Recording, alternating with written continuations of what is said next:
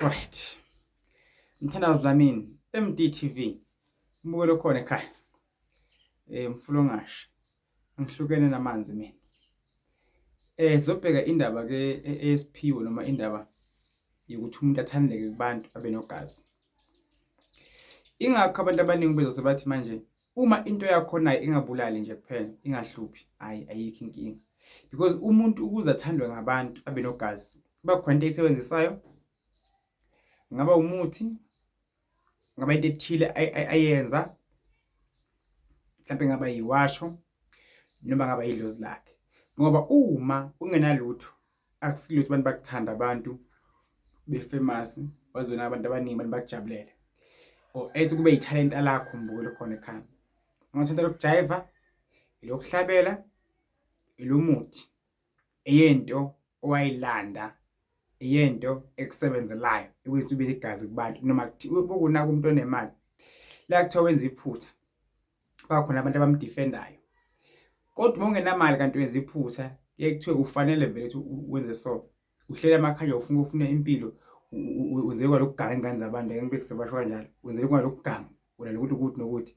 But if umuntu onemali uva kuthiwa hayi kuthini, yizo ingane ezimsondelayo because unemali lo muntu. Hayi kuthini, zimsukela ngani uyayibiza ngoba yizo eziyila kuyena. So uma unento ethile unayo nje, uvamisile ukuthi Christ ngivikeleke. Like it or not.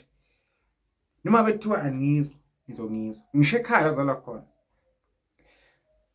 Akuvamisile ukuthi wena osebenzayo ekhaya kini kube umuntu engathi ngabe uyathethiswa noma uyathunywa. Uthi noma kuthiwa umdala la ekhaya, nguwe kuthiwa phuma uyofuna into ethile. Bobudada yabo manje uDisemba manje abantu babuyile eGoli basemakhaya. Laba la ekhaya abadala bathini? Laba la ekhaya abadala uthunywa bona yibo nje abantu abanamsebenzi. Abantu abamcoka nabaseGoli. Kanti inhlonipho ngiyihamba phambili nganza kwethu. So ngithi ke mina kuwe mbukelo khona ekhaya.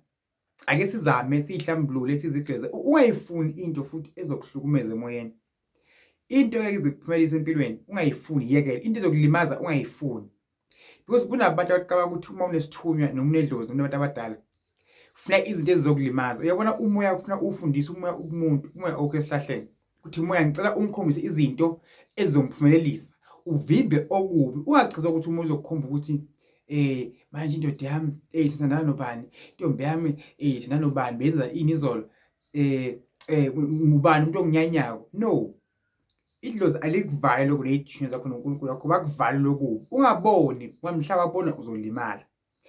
Uva nje ukuthi uthulele ebusuku abadala bakubonise into mhlambe embi, mhlambe unerush uvaleka into zakho. So uyathola ukuthi nani lo muntu okuvalayo uvalwa umuntu omkhonze kakhulu, akuzokulimaza lokho, uzokulimaza. Uthi kanti umuntu unjani emhlabeni, ungayifuni into ezokulimaza emhlabeni. Futhi ungayifuni into ezokulimaza empilweni yakho. Ufuna ukuthi ngiphumelela kanjani ukuze ngibe nje kumele ngenze kanjani. Wathola net leyo nto leyo ukuthi ukuze ngiphumelele yini nani kumele ngiyenze, ikuphi ufuna ngikwenze. Uyobona impilo kuyamba phambili. 2023 khona bese sizokhala, khona bese sizojabula. Ungabe wena uyoba kuliphi side. Ngiyohlezi ngikunye nawe sibambisene ngithi uNkulunkulu akubusise akukhanyisele. Ngiyabonga.